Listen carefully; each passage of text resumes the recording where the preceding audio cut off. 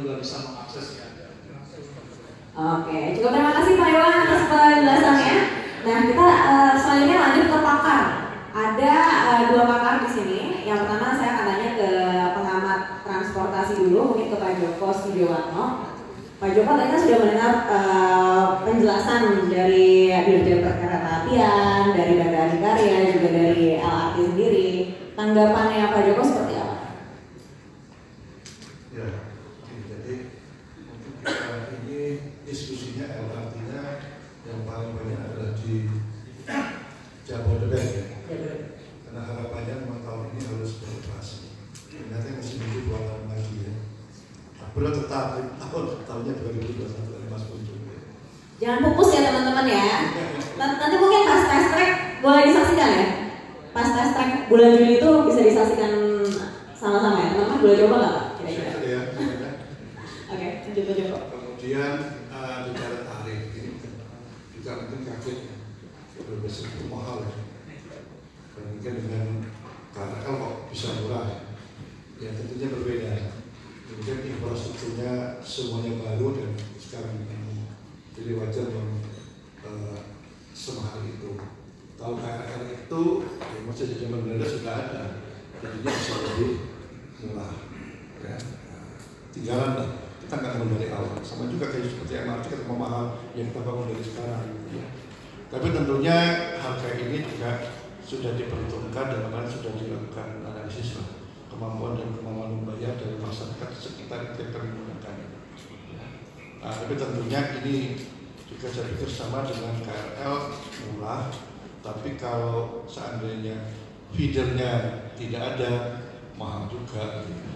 Nah, biar lebih murah lagi, nanti ini juga ditambahkan dengan yang harus ada feedernya kawasan perumahan itu.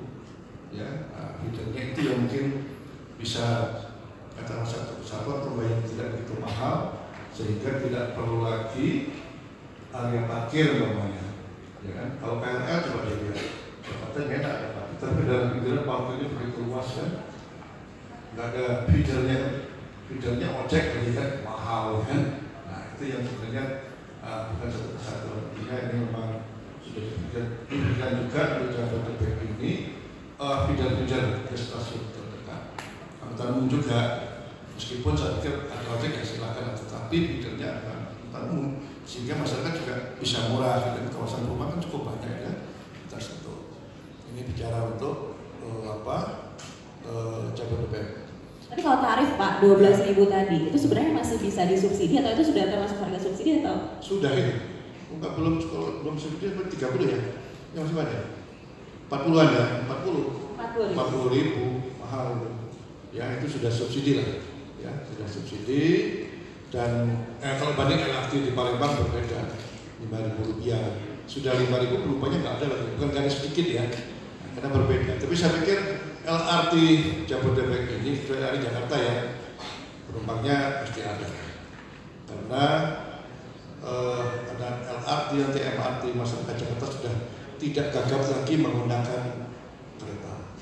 Saya bayangin dulu seandainya 2013 tidak ada perubahan KRL, ini teman-teman yang jadi operator LRT, MRT itu bingung juga ya.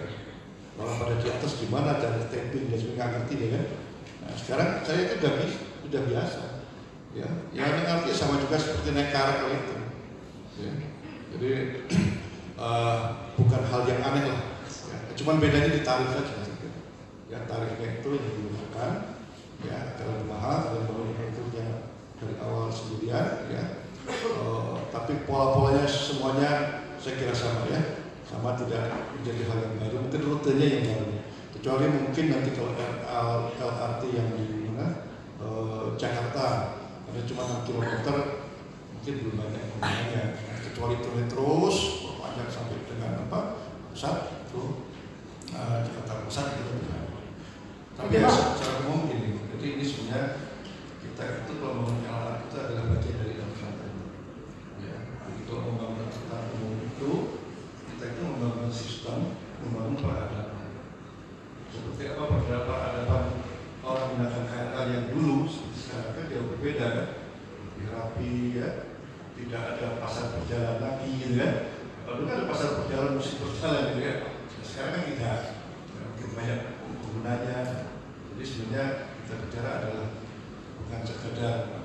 mengatasi kemacetan gitu ya. Nah, tapi juga kita bisa memenuhi pasal kepada anak-anak. Dan memang bangun ini adalah sistem tidak mudah, ya. Jadi bukan hanya seperti LRT Palembang. Sebenarnya tugas dari Kementerian Perhubungan boleh katakan sudah hampir selesai. Dia menurut misi sudah jadi. Nah, bagaimana menambah penumpangnya ini? Nah, itu supaya mau untuk naik LRT yang sudah disediakan gitu ya. Ada pihak lain yang harus terlibat lagi. Tapi kalau yang Jakarta kan mesti banyak penggunanya ya. Maka daerah dan sebagainya itu pakai mobil sendiri mahal. Nah, tapi kadang-kadang itu Pak juga yang sering saya perhatikan. Kadang-kadang mungkin sudah disediakan beberapa pilihan, memang belum lengkap dan belum sempurna begitu. Tapi ada bagi teman-teman dari menengah atas yang mungkin bisa menggunakan kendaraan pribadi begitu, lebih tetap memilih menggunakan kendaraan pribadi begitu Pak. Itu kan berarti sebenarnya ada sebuah kebiasaan yang apakah ini akan efektif gitu ketika LRT ada dan mereka akan berubah haluan untuk menggunakan transportasi pribadi atau transportasi publik? Ya, jadi kalau bicara program transport itu kita harus menyiapkan yang public transport, menyiapkan juga non-motorized. Non-motorized itu artinya jalur pedestrian, jalur sepeda harus diadakan karena setiap pengguna angkutan umum itu mesti berjalan kaki. Jadi berjalan kan, berarti kakinya harus bagus. Secara kampung itu saya berjalan, terganggu dan sebagainya. Meskipun saya lihat di Jakarta itu sudah jauh lebih baik dibanding saya di daerah, gitu kan ya. Tapi tetap aja masih ada yang kurang apa-apa. Ya meskipun terus jalan kaki di bangun harus bagus. Nah setelah tersedia public transport yang bagus, kemudian motoris bagus, masih nggak mau berpindah. Yang ketiga kita harus melakukan TDM, transport di manajemen. Di manajemen apa salah satunya? Lakukan contohnya Jakarta dulu ada 3-in-1, sekarang ganjil genap. Mungkin ada lagi nanti akhirnya di pusat-pusat kota menjadi mahal gitu ya. Nah, bisa berkembang. Contohnya begini, di negara-negara yang terjualan negeri itu, di tengah kota itu satu jamnya ada sampai 50.000, ada yang sampai 200.000. Ya, bahkan tarif parkir di pusat kota itu dibandingkan dengan tarif menggunakan angkutan umum itu bisa 20 sampai 40 kali lipat. Kita tarif parkir berapa 2.000 ya, jadi rupiah sama dengan tarif angkutan umum kan. Ya, tarif parkirnya lebih meningkat. Nah, sehingga itu yang membuat selain dia meningkat pesat, lahan parkirnya pun sedikit. Jadi tidak membuat lahan parkir memaksa orang untuk menggunakan angkutan umum. Cukup dia mungkin dari rumahnya sampai stasiun yang terdekat aja diparkir dan gunakan angkutan umum ke pusat kota. Dia tidak perlu bawa mobil sendiri. Karena juga mahal. Iya, nah karena itu Pak, kalau tidak dibenahi dari segi orang-orang yang mungkin untuk membawa kendaraan pribadi ya akhirnya akan macet-macet juga gitu. Karena mereka ternyata tidak tersentuh dan mereka nggak mau pindah juga gitu ke transportasi publik begitu. Nah kalau kita lihat dari proses LRT hingga sekarang untuk Jabodebek sendiri Pak, kira-kira efektif nggak sih Pak sebenarnya untuk mengurangi kemacetan dan kira-kira akan berapa persen berkurangnya dengan adanya LRT? Gini, jadi sebenarnya ini kalau mau dikaji dari awal nggak bakal dibangun ya sebenarnya ya, nggak bakal dibangun gitu kan. Saya tahu lah itu. Atau diurut ya,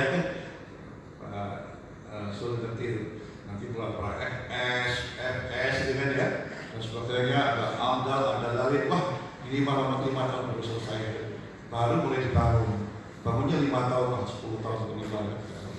Artinya ya ini harus sebenarnya ada keputusan politik. Ya, Pak Jokowi itu pernah dari wali kota Solo, dia tahu bagaimana kota Solo itu juga memiliki hal yang sama, tapi ya dia belum berhasil juga karena wali kota berhasilnya kecil. Kemudian jadi presiden yang punya kuasa ya nggak apa-apa. Ya. Masa besarnya berapa?